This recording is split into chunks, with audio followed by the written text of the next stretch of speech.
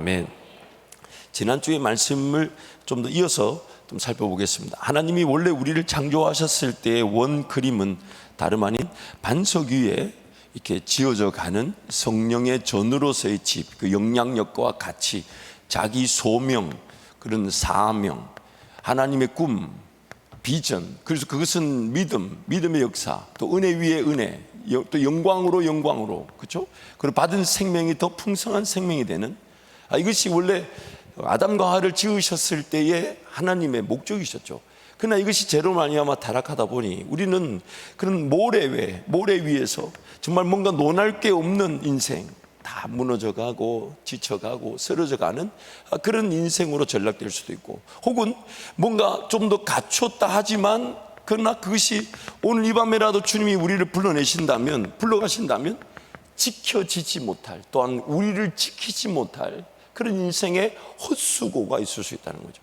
심지어 예수를 믿고 하나님의 자녀가 되었다고 하는데도 불구하고 삶이 그런 가치를 논할 만한 삶이 뭔가 체계를 갖추고 규모를 갖추고 성령 하나님께 내어드려 성령 하나님을 따라감으로 그의 삶이 이렇게 하나님의 놀라운 그 영광의 도구로 빚어지고 세워지는 그런 기회가 없는 인생이 있을 수 있다는 거죠.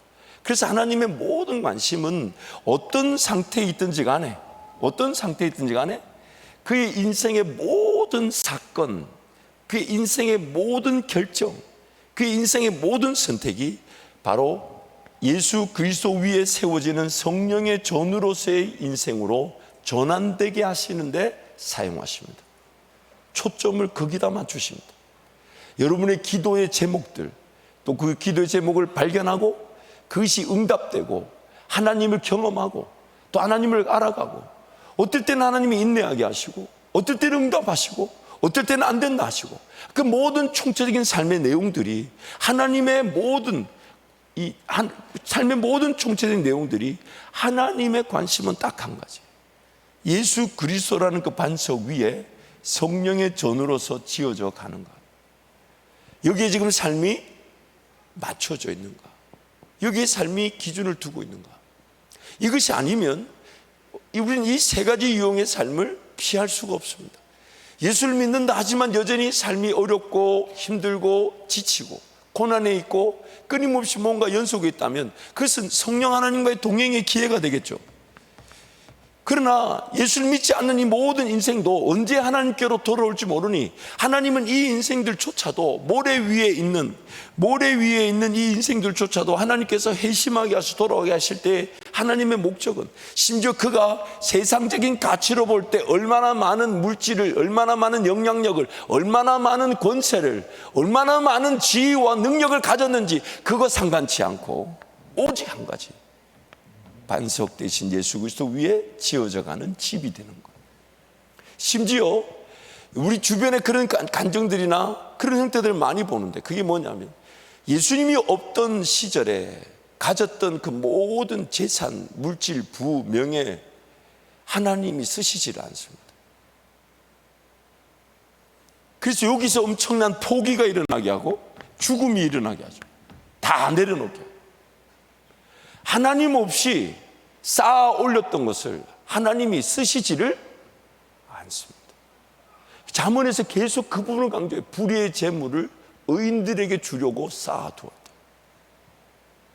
자기는 재물을 끌어모았으나, 그래서 전도서 말씀이 이렇게 하죠. 자기는 재물을 끌어모았으나 그 재물을 자기는 써보지도 못한 채 인생이 끝나버리더라.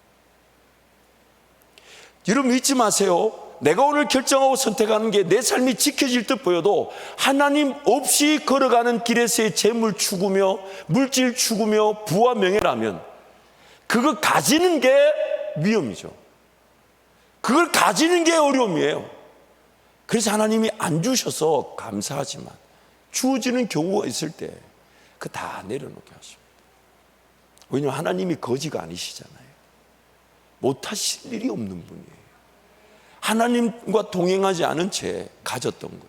그러니까 여러분, 자녀들을 위해 기도할 때도 긴장감이 있죠. 그 발달 단계에 따라서 자녀들이 배워야 될 내용들이 있을 수 있지만, 하나님 없이 그가 뭘 최선을 다하고 하나님 없이 뭔가 추구하고 하나님 없이 뭔가 이루었다는 것은 나중에 그거 다 내려놓아야 할 것들일 수 있습니다. 내려놓아야 할 것들, 특히 물질은요, 철저히 하나님 다 내려놓게 하시고 싹 다 포기하게 하시고. 왜냐하면 그것 자체를 하나님이, 만약에 그가 하나님과 동행하지 않은 채 물질을, 부를 추구해서 얻어서 나중에 하나님 만나서 그 물질과 부를 하나님이 써주신다면 그 자체가 우리에게는 도전이 되죠. 저렇게 살아도 되는가 봐. 그러니까 하나님은 그런 것을 쓰고 싶지 않아요. 그러니까 하나님의 인생의 모든 시간에 관심은 이거죠. 반석 위에 내 인생이 성령과 동행하며 세워져 가는 것. 여기에 내가 초점을 맞추지 않으면 내가 무지 가운데 여기가 내 인생의 목표라는 것을 사건과 사고를 통해 알게 됩니다. 그리고 하나님은 내 인생 가운데 내가 이것을 목적으로 두었지만 내 능력으로 할 수 없는 내 인생에 사건과 사고가 반석 위에서 성령과 동행하는 인생으로 갈 수 있도록 인도해 가시죠. 그래서 하나님이 이 모든 것들을 합력하여 이루시는 선이 바로 이것입니다. 반석 대신 예수 그리스도 위에 성령으로 지어져 가는 인생, 이게 하나님이 합력하여 이루는 선입니다. 합력을 한다는 말은 우리의 이런 상태인데도 불구하고 하나님이 써주시는 거니까 그것이 합력이지만, 그러나 이런 상태에서도 써주기 때문에 이런 상태에 머물러 있을 거냐? 그럴 수 없다는 거죠. 그럴 수 없다는 거죠. 그래서 오늘 여기에 자꾸 인생의 초점을 맞춰야 돼요. 내 기도 제목을 맞춰야 돼요. 내 삶의 초점을 거기다 맞춰야 돼요. 나는 정말 예수 그리스도 그분 위에서 성령 그분을 의지하려는 걸 삶의 목적으로 두고 있는가? 성령의 음성이 얼마나 민감한가? 성령의 음성이 얼마나 깨어 있어야 하는가? 성령의 인도하심에, 그래서 순종의 은혜, 정말 그 순종을 통하여 하나님의 역사를 볼 수 있는 그 기회들.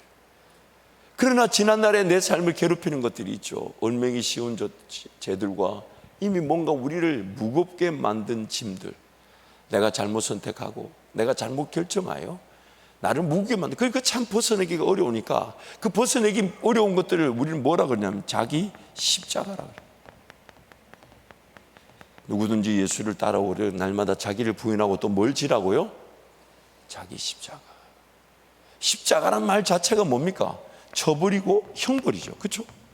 그러니 십자가는 뭡니까? 내가 하나님 없이 내 죄악의 선택, 내 죄로 인한 무지, 무관심, 무감각의 상태에서 좋다고 따라다녔던 것들, 그런 것들이 습관과 문화가 되고, 또 그런 병폐로 그런 물질을 잘못 써서 그 물질에 빛이 생기고 관계가 깨어지고, 또한 내 안에 있던 그런 상처와 그런 수치, 이런 것들이 나를 자리 잡고 있어서 정말 이게 상처인 줄 알고 이걸 이겨버려야 되는 줄 알지만 이겨버리지 못해서 그게 막 붙들려 있어서, 근데 그 상태 그대로 주님께 오라는 겁니다.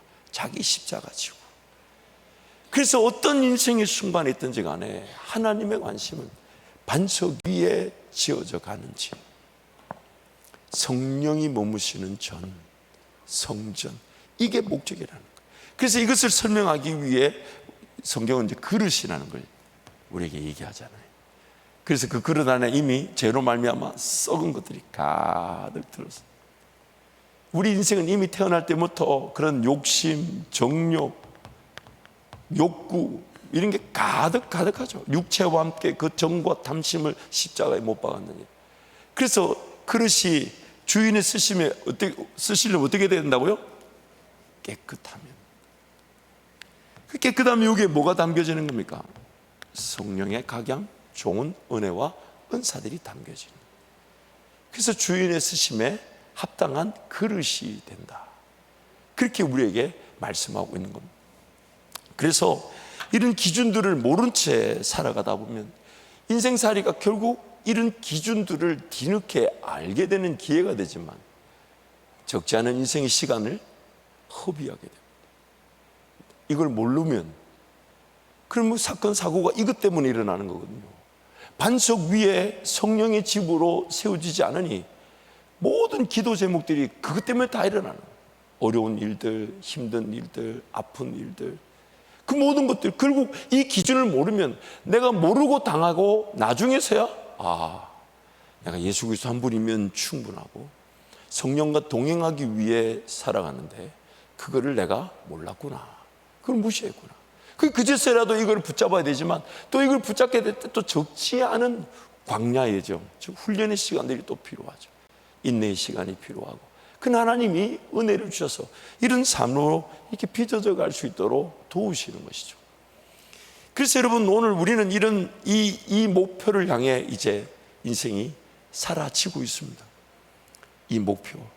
그리고 이것이 이제 목표가 돼서 열매를 맺게 되고, 이것이 열매를 맺을 때 우리는 믿음에서 더 큰 믿음으로 나아가게 되고, 얻은 생명은 더 풍성한 생명을 얻게 되고, 내가 받은 은혜는 더 큰 은혜의 기반이 되죠. 은혜 위에 은혜더라. 또 내가 본 영광은 더 큰 영광의 시작에 불과하다는 거예요. 원래 하나님이 그걸 위해 우리를 창조하셨던 거예요. 담고 또 담고 또 담고 또 담고 또 담고, 그것이 그 영원한데 영원히 하나님을 알아가는 기회가 된다는, 그게 바로 천국이라는 겁니다. 영생은 곧 우리 주 하나님과 예수 그리스도를 아는 것이니라. 그래서 그 천국의 삶을 살기 위해 이 땅에 지음을 받은 거고, 죄로 말미암아 타락해도 우리를 다시 건져내셔서 그 천국의 길을 걸어가게 하시는 거죠. 결국 우리 삶은 이제 이것을 기준으로 살고 살아야 되는데, 그래서 이것을 기준으로 삼고 살려니까 좀 더 우리에게 구체적인 어떤 기준, 즉 한 번은 가장 먼저, 그리고 한 번은 짚어야 될 기준을 우리에게 주님이 말씀해 주셨어요. 즉 반석 위에 성령의 집으로 살아가기 위해서 구체적으로 우리는 어떤 기준을 가지며 살게 되냐면, 예수나무는, 예수 그리스도는 뭐요? 포도나무요. 우리는 뭐라고요? 가지다. 이것을 신약에서 사도 바울은 뭐라고 표현하면, 그리스도께서는 뭐가 되시고 머리가, 우리는 그 몸에 뭐다고요? 지체다. 즉 이 포도나무가 바로, 가지로 이룬 이 포도나무가 뭘 뜻하냐면 교회 공동체를 뜻한다. 오늘 내 삶이 반석 위에 성전으로 지어지기 위해서는 반드시 먼저, 가장 먼저, 그리고 우선적으로 짚어져야 되는 첫 단추는 다름 아닌 교회 공동체. 그래서 가지 비유를 하죠. 이 가지에게는 뭐가 필요하냐면 광합성이 필요하죠. 그렇죠? 영양분이. 그래서 햇빛과 뭐가 주어집니까? 햇빛과 비가 주어지죠. 그리고 산소가 주어져죠. 그러나 너무 중요한 것은 이 가지가 나무에 붙어 있지 않고 떨어져 있어서 산소와 햇빛과 비를 공급받는다면 살아있는 건가요? 죽은 건가요? 신앙생활의 위기가 바로 이거예요. 내가 성장하지 못한 이유가 바로 이거예요. 내 아무리 성경 읽고, 내 아무리 기도하고, 내 아무리 뭘 수고한다 해도 만약 그가 교회의 구성원으로서 연결되어 있지 않다면, 정말 그 관계 속에서 좀 불편하지만 사랑하는 걸 배우고 섬기는 걸 배우고, 또한 누군가 나를 지도해주고 이끌어주고 세워져가는 그 과정이 없이 그냥 나 혼자 신앙생활 잘할 수 있다고. 여러분 잊지 마세요. 코로나 기간에 온라인으로 예배를 드릴 수 있었던 것은, 그런 기술을 통해 우리가 예배 모임을 유지할 수 있었다는 것에 너무 은혜가 되지만, 또한 여러 좋은 메시지들을 들을 수 있다는 것은 너무 귀한 일이지만, 그러나 온라인에 아무리 좋은 목사도 저를 대신해서 여러분을 위해 기도해주고, 여러분이 아플 때 달려가 울어주고 웃어주고, 함께 그 삶의 자리에서 무엇을 고민할지, 우리에게 걸어가신 이 대전 땅 한밭제기를 통해 어떤 일을 감당해야 될지, 내 삶을 남겨놓은 사명이 어떻게 감당될지 대신해 줄 수가 없어요. 대신해 줄 수가 없어요. 물론 그런 떠들이 성도들이 있으니까 온라인으로라도 뭐 교회 등록을 받는다, 그것도 사실 너무 위험한 거죠.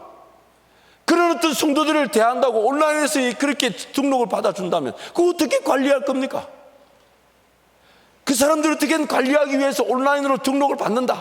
참, 제가 그걸 반대하기도 찬성하기도, 뭐 없는 것보다는 낫다 하지만 또 그게 괜히 허울이 돼가지고 괜히 그 사람들을 알고 지역교회 돌아가지 못한 채 온라인에 익명의 성도로 남게 하는 건 아닌가? 두려움이죠. 떨림이죠. 여러분, 아무리 좋은 메시지가 온라인에 돌아도 그 다 우리에게는 좋은 외식이며 하나님께서 은사자를 통해 우리에게 영양분을 공부하는 좋은 기회지만 몸이 아닙니다. 몸이 아니에요. 내 몸의 영양분으로 공급되어지며 내가 함께 울어주고 내가 함께 웃어주며 삶을 함께 살아가면서 이 땅에 이 한밭제일교회를 세우신 이 지역에 교회 공동체로서 그 사명은 온라인에 있는 그 사역자와 온라인에 있는 그 메신저와 감당이 되는 게 아닙니다. 너무 좋은 메시지지만 중심은 뭡니까? 핵심은 뭡니까? 내가 연결된 생명 공동체, 교회.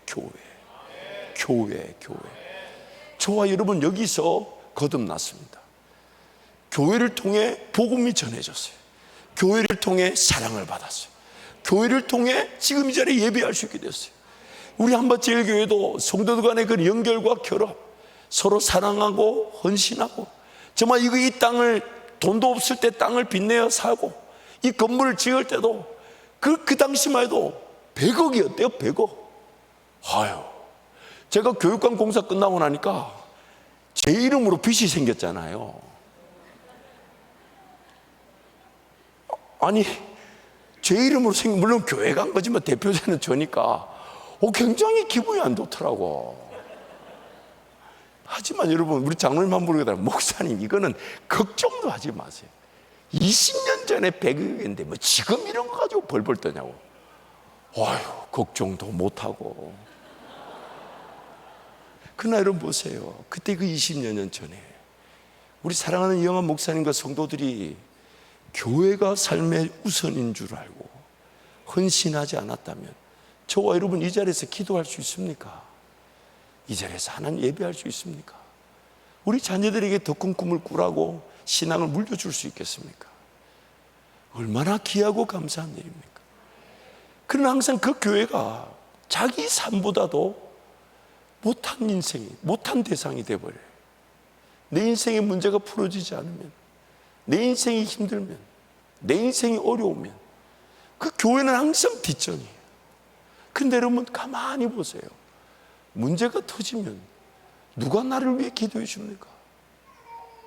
문제가 터지면 어디 가서 기도할 겁니까? 꼭 어려울 때는 교회 찾아요. 자기 힘들다고 내팽개쳤는 교회라.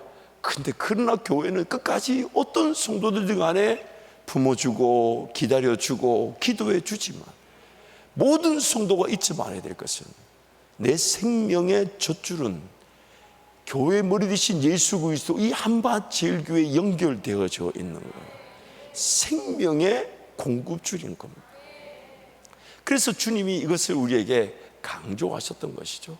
요한복음 15장 5절 말씀 우리 함께 선포하겠습니다.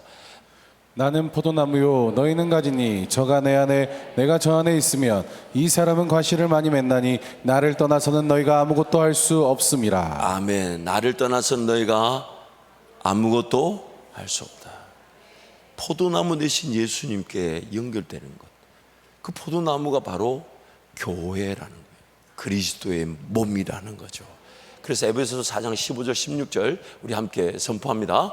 오직 사랑 안에서 참된 것을 하여 범사에 그에게까지 자랄지라. 그는 머리니 곧 그리스도라. 그에게서 온몸이 각 마디를 통하여 도움을 받음으로 연결되고 결합되어 각 지체의 분량대로 역사하여 그 몸을 자라게 하며 사랑 안에서 스스로 세우느니라. 그래서 이 반석 대신 예수 그리스도 위에 성령의 집으로서 인생이 세워져 가게 되는데, 그 이 반석 위에 지어진 집을 위해서 반드시 우리가 가장 먼저 우선적으로 짚어져야 되는 기준은 바로 내가 머리 대신 그 교회에 지체로 연결되어져 있는가, 서로 연결되었는가, 결합되었는가.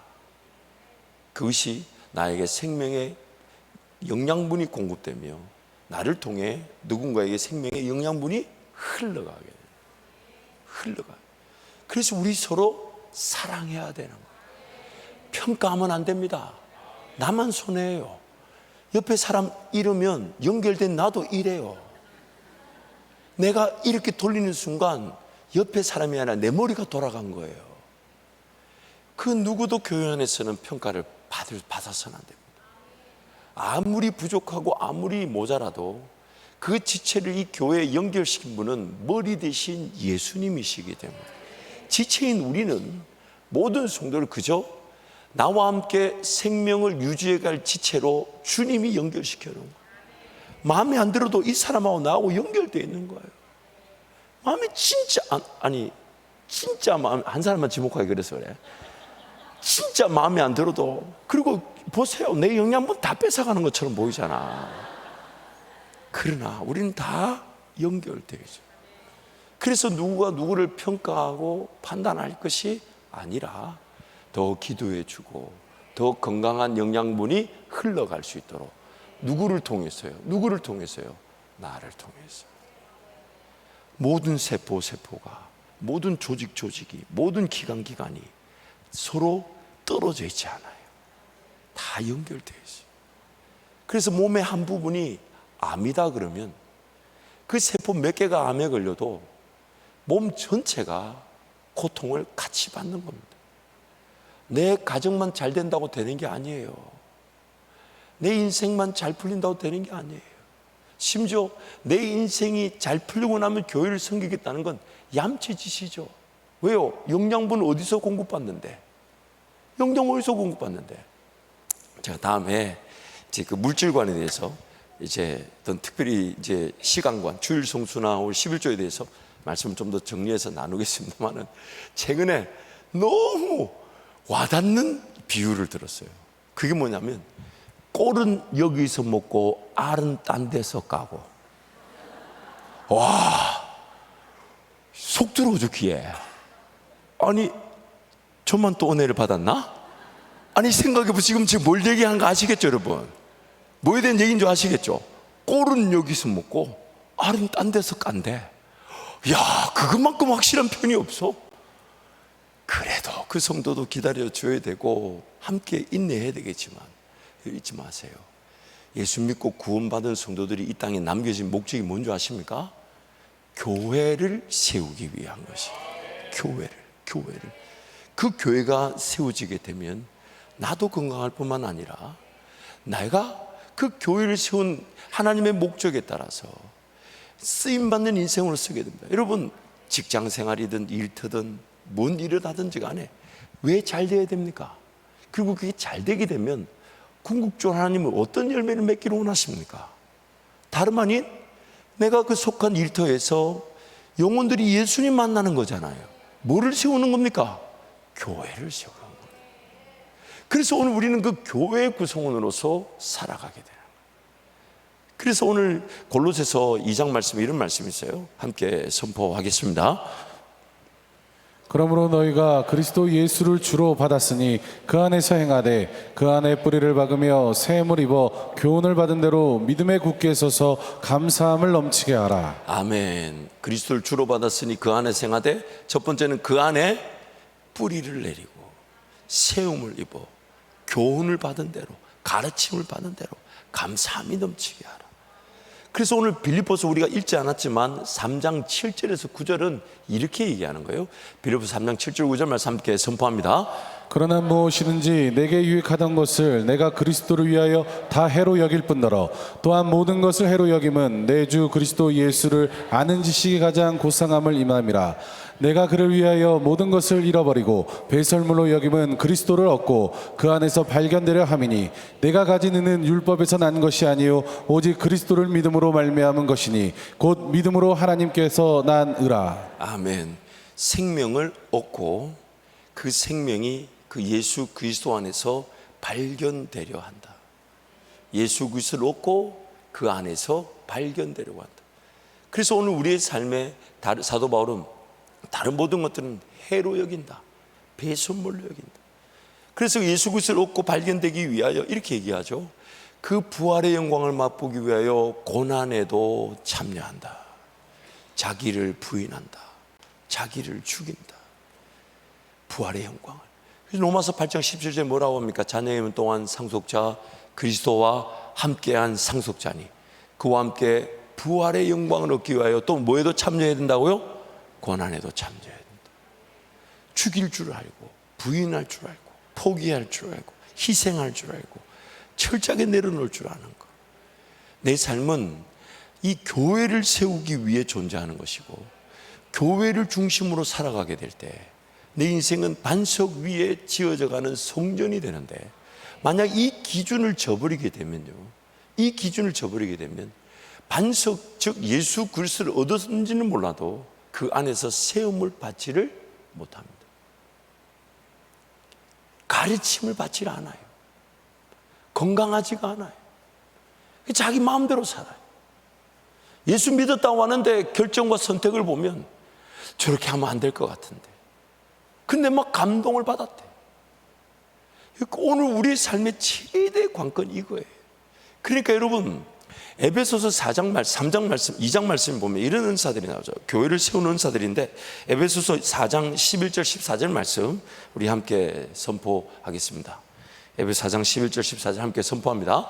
그가 어떤 사람은 사도로, 어떤 사람은 선지자로, 어떤 사람은 복음 전하는 자로, 어떤 사람은 목사와 교사로 삼으셨으니 이는 성도를 온전하게 하여 봉사일을 하게 하며 그리스도의 몸을 세우려 하심이라.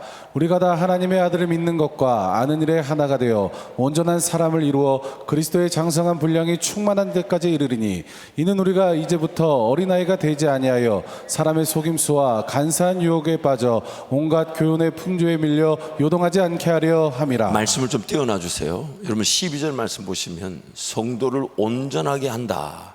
뭐가요? 뭐가? 11절에 보세요. 뭐가요? 사도와 선지자와 복음 전한 자와 가르치는 목사와 교사, 그들을 세우셨다는 거예요. 그들이 아니면 성도들이 온전하게 되지 않는다는 겁니다. 그래서 예수님이 이렇게 얘기하셨잖아요. 심지어 그들을 통해서 뭘 보게 된다면요, 13절 보세요. 하나님의 아들을 믿는 것과 아는 일에 하나가 돼요. 나도 온전해지고 내가 속한 교회도 온전한 몸으로 세워지게 되고 그리스도의 장성한 분량에 어떻게 된다고요? 충만할 때까지 자라고 성장하고 채워지고 역할을 감당하게 되는 거예요. 이거는 성도 개인의 성장을 얘기하는 게 아닙니다. 교회의 성장을 얘기하는 거예요. 왜냐하면 교회가 건강하지 않은 채 성도가 건강할 수가 없어요. 그러므로 우리 삶에 이 땅에 구원받고 남겨진 목적이 뭐냐면 바로 교회를 세우는 것이고, 이 교회 안에서 우리 성도가 연결되고 결합되어 함께 지켜져 가고 함께 연결되고 함께 결합되고 함께 온전해지게 되는 것입니다.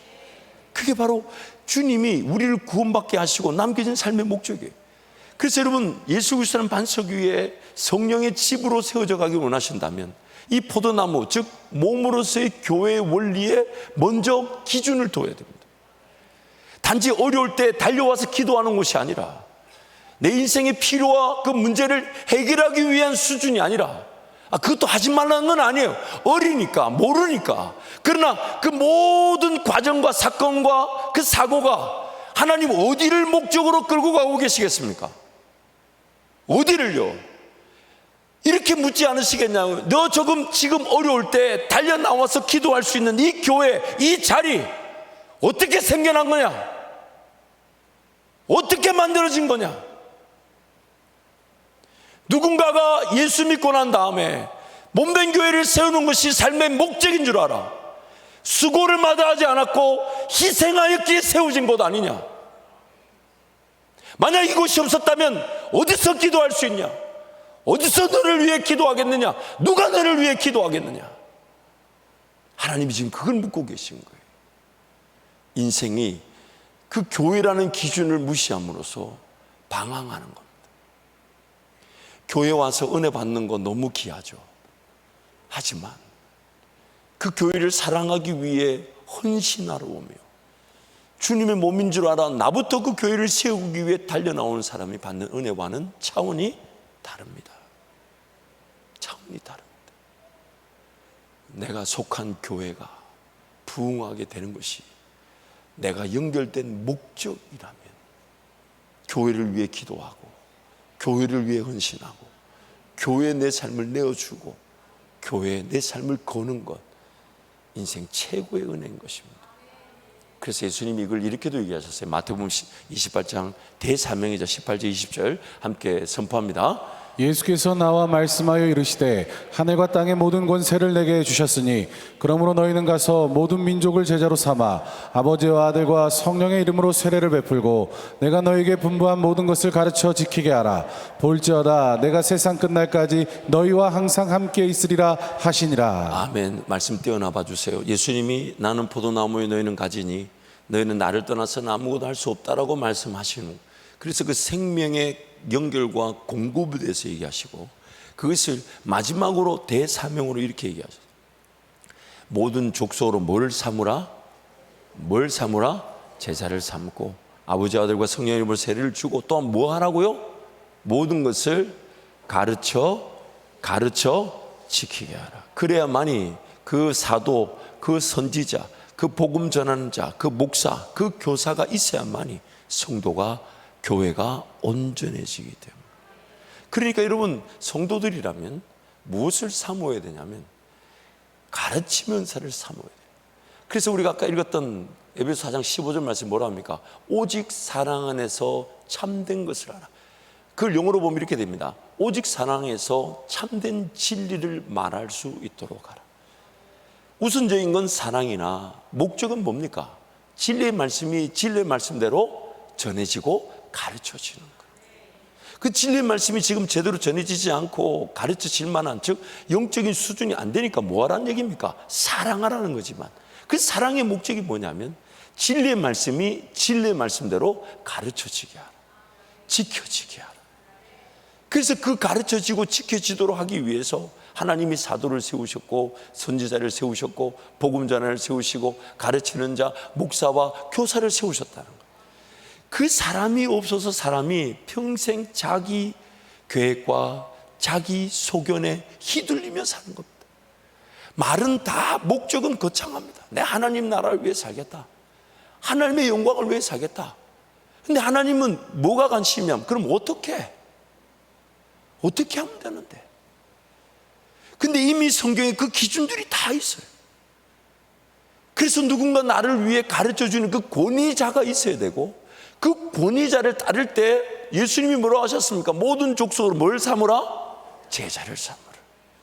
그래서 나에게 권위자가 있었고 그 권위자를 통해 그 사도든 선지자든 가르치는 자든 목사든 교사가 있었기에 나도 오늘 성장할 수 있었고, 부족하지만 하나님 나를 통해 또 누군가가 따를 수 있게 하는 거예요.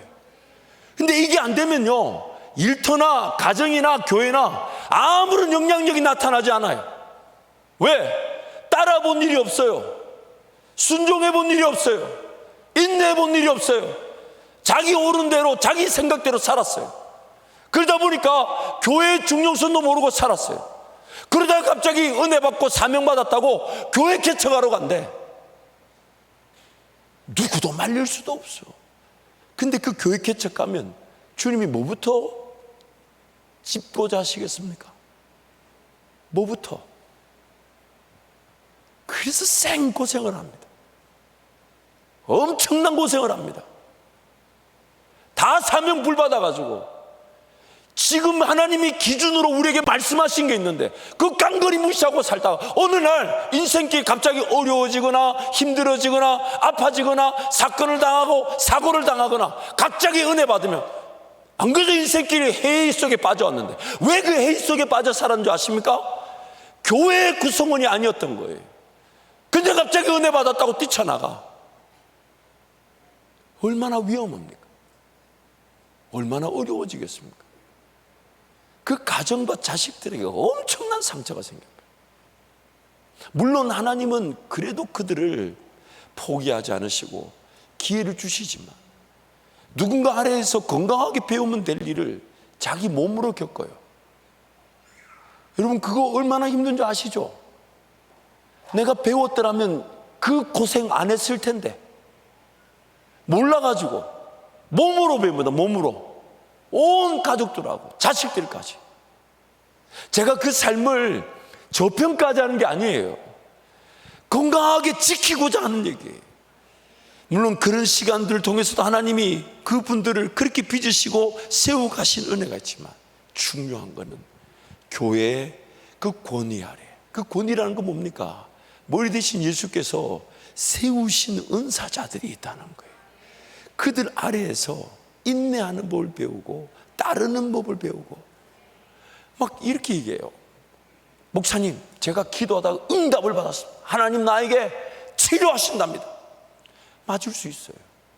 그러나 목사 입장에서 뭐가 더 문제냐면 그걸 위해 같이 기도해주고 같이 울어주고 같이 웃어줘야 될 성도가 옆에 있어야 되는데 혼자 독불장구예요. 독불장구.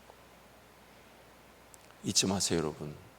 제자와의 과정에 들어서서 따르고 또한 누군가 나를 통해 예수님을 따르는 법을 배우는 이 제자와, 즉 교회의 원리를 이해하지 못하면 나에게 주어진 은사는 이단으로 갑니다. 나를 죽입니다. 나를 힘들게 해요. 나를 어렵게 해요. 하늘의 은사를 바란다면요, 우선적으로 지켜져야 될 기준이 포도나무 대신 예수님께 붙어있는 가지처럼 교회에 연결되고 교회에 결합되고 교회의 사랑을 받고 사랑을 주고 성도를 섬기고 성도를 따르고 함께 세워져 가는 거예요. 그러나 그 누구도 자랑할 수 없어요. 머리 대신 예수님이 다 하시는 것이에요. 그래서 모든 족속으로 제자를 삼고 모든 것을 가르쳐 지키게 하라. 볼지어다 내가 세상 끝날까지 제자 삼고 가르치는 교회와 영원히 함께 할 것이다. 그렇게 주님이 얘기하신 거예요. 그러나 여러분, 교회 공동체가 얼마나 중요합니까? 여러분, 하나님을 만나고 싶으십니까? 하나님을 경험하고 싶으십니까? 그러면 여러분이 속한 목장에서부터 그 목자들과 긴밀한 관계, 사랑의 관계, 목원들과의 사랑의 관계, 또한 세우신 교사든 교육자들이든 사역자들, 목자들. 사실 제가 우리 교육 규모가 있다니까 늘 아쉽고 죄송한 게, 물론 그렇다고 해서 제가 뭐 특별한 재주가 있는 건 아니지만, 그러나 하나님이 담임 목사로 세우실 때는 제가 모르는 감당해야 될 일들을 위해 하나님 담임 목사에게만 주시는 특별한 은혜가 있습니다. 그 은혜를 저도 이제 발견하는 거예요. 배우는 거예요. 깜짝 놀라는 거예요.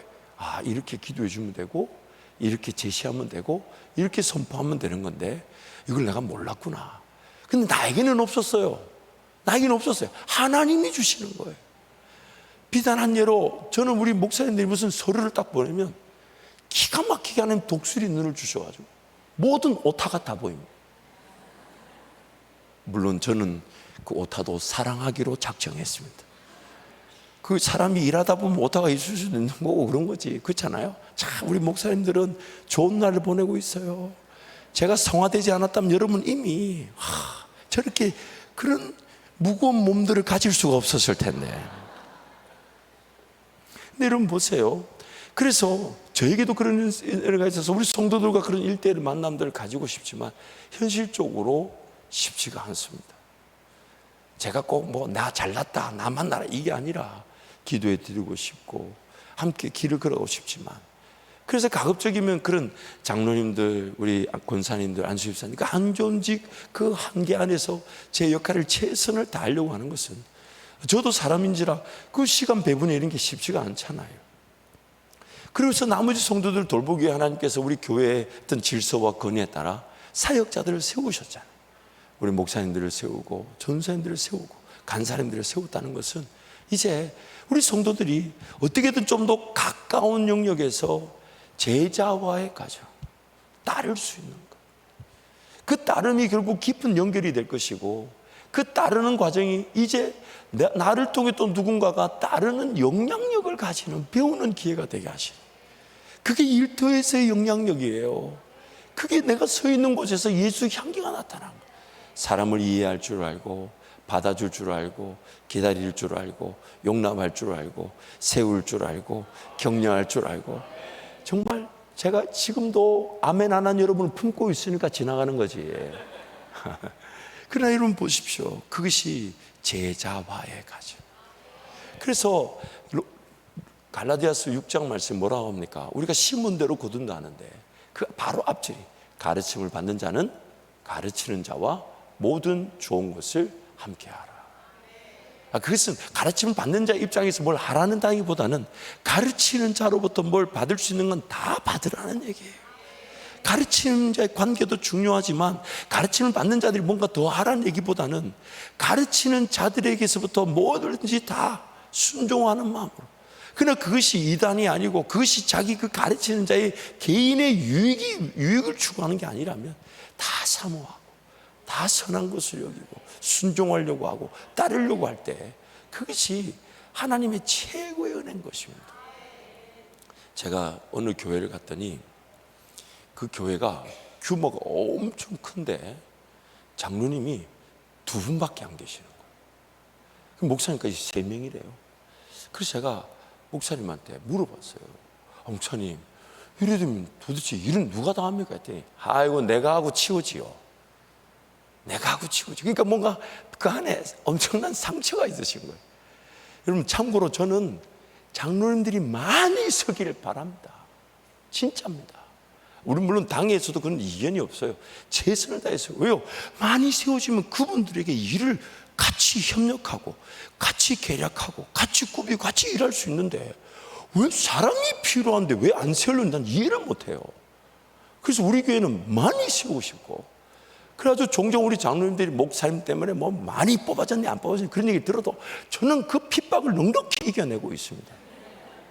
앞으로도 하나님이 세우신다면 더 많이 세워줬으면 좋겠고 그러나 이제 그것은 또 우리 지나친 어떤 그 수가 되면 안 되겠지만 근데 그 목사님이 2분 장로님하고 그 큰 교회를 그래서 항상 만장일치래요.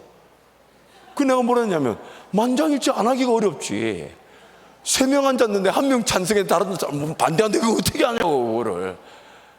참고로 우리 원로 목사님도 항상 만장일치였다더라고요. 저는 그 비하인드 스토리에서는 얘기하지 않겠습니다.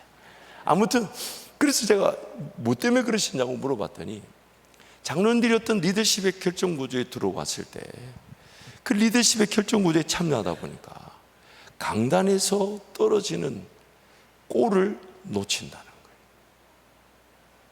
그 장로님들도 누군가를 세우고 제자를 삼는 리더들이지만 또한 그들도 따라야 할 리더가 없이는 길을 잃어버릴 수가 있다.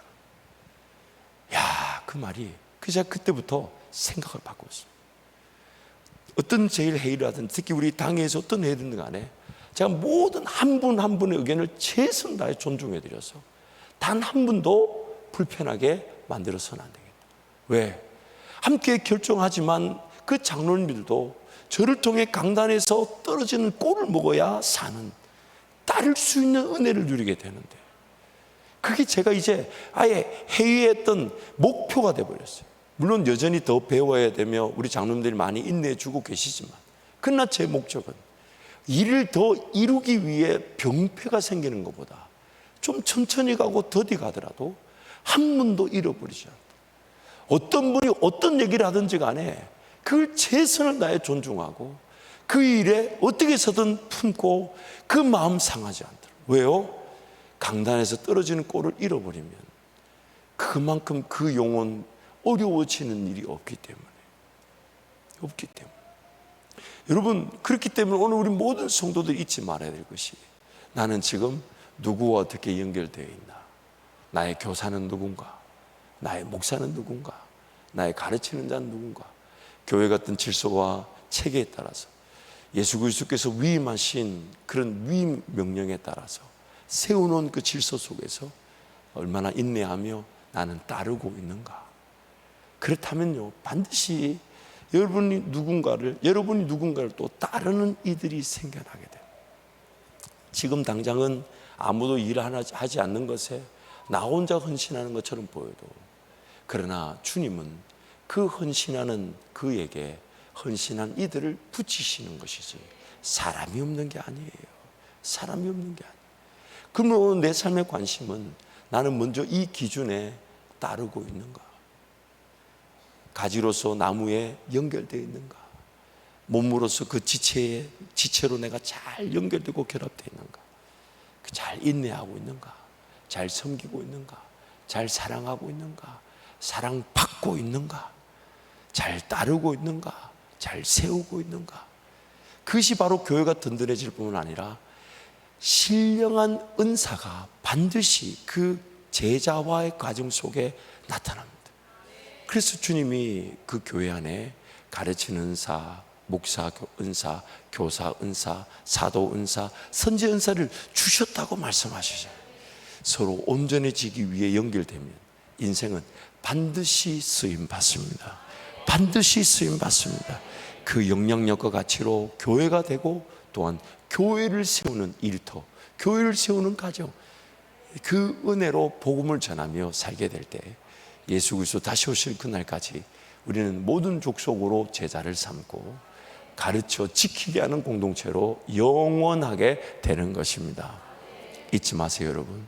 우리는 잠깐 이 교회의 지체로 영양분을 주고받으며 하나님을 섬기다가 가지만 예수님이 이 땅에 오시는 그날 예수님의 길을 예비하고 준비한 거룩한 신부는 바로 한밭제일교회입니다. 한밭제일교회입니다.